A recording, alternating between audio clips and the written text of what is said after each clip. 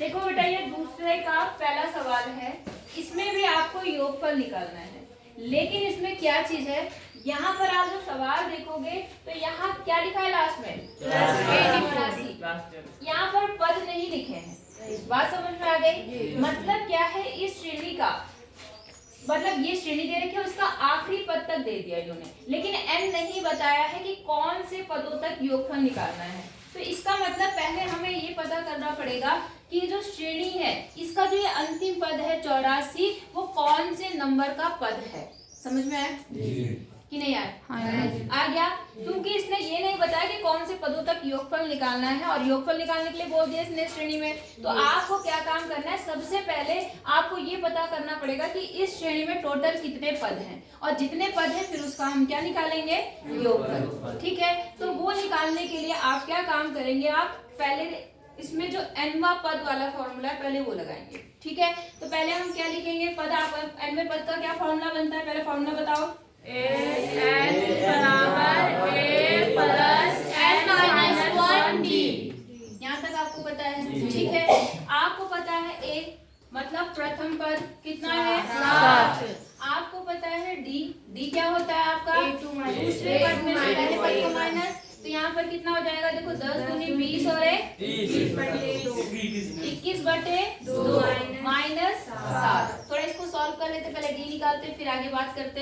तो यहाँ पे फिर से आप इसका एलसीएम लेंगे, तो एलसीएम कितना आएगा इसका, 2। इधर इधर क्रॉस मल्टीप्लाई कर दो तो कितना हो गया यहाँ पे, 21 का 21 से रहेगा जी, और 7 दूनी 14 हो जाएगा। तो कितना हो गया यहाँ पर 7/2। आपका क्या आ गया, डी। अब एन तो हमें पता नहीं है, अब हमें क्या निकालना है, ये जो दे रखा है ये क्या चीज होता है, एन मतलब अंतिम पद दे रखा है। यहाँ पर वो कितना है, 84। बोलो, बात समझ में आ गई? अब आपके पास देखो, यहाँ पर भी जो इक्वेशन थी उसमें 4 अननोन चीजें होती हैं, मतलब 4 चीजें, 1 2 3 और 4 में से 3 चीजें आपके पास पता है, चौथी चीज जो है वो हम अपनी निकाल लेंगे।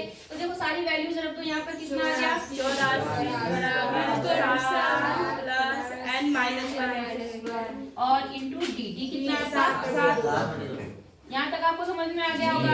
आप थोड़ा सॉल्व कर लेते हैं। तो यहाँ पर ये 7 प्लस में है, इधर आके क्या हो जाएगा, 84 माइनस 7, और यहाँ पर n माइनस 1 और 7/2।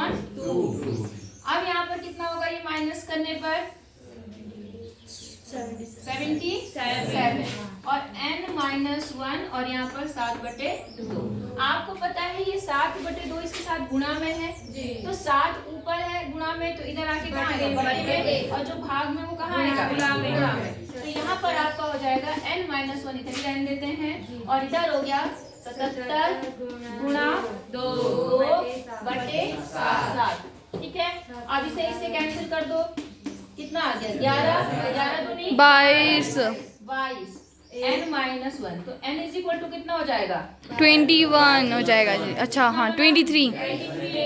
इसका मतलब ये है कि इस समांतर श्रेणी में टोटल कितने पद हैं, 23। अब उन 23 पदों का आपको क्या निकालना है, योगफल। तो आपके लिए मैं यहाँ पे लिख देती हूँ Sn, फॉर्मूला आपको पता है, n/2 2a plus n minus 1 into D.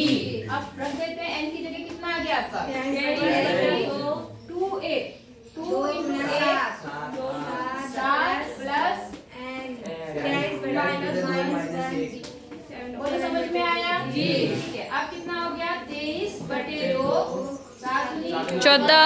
और 23 22 हो गया। हाँ जी, 22 गुणा 7/2, इसे कैंसिल कर देते हैं, यहाँ से कितना आ गया, 11 77 और यहाँ 14 और यहाँ 23/2 23/2 ऐसे ही लिखिए और इनको ऐड कर दीजिए, तो 7 4 11 और कितना हो गया यहाँ पर, ठीक है 91 आ गया। अब ये नहीं कटेगा तो आप इसे इसके साथ गुणा करके क्या करेंगे, डिवाइड कर देना। ठीक है, तो ये हो जाएगा 23 को 91 से गुणा कर दो, कितना आ जाएगा, 3 9 27 और यहाँ कितना हो गया, 2 और 18, 3 9 0 और 2। तो यहाँ पे आ गया 2093/2। इसको मिश- थोड़ा सा मिश्रित बिंदु में दे देना। बार कैलकुलेशन फिर भी चेक कर देना, समझाने के चक्कर में कैलकुलेशन इधर उधर ना हो।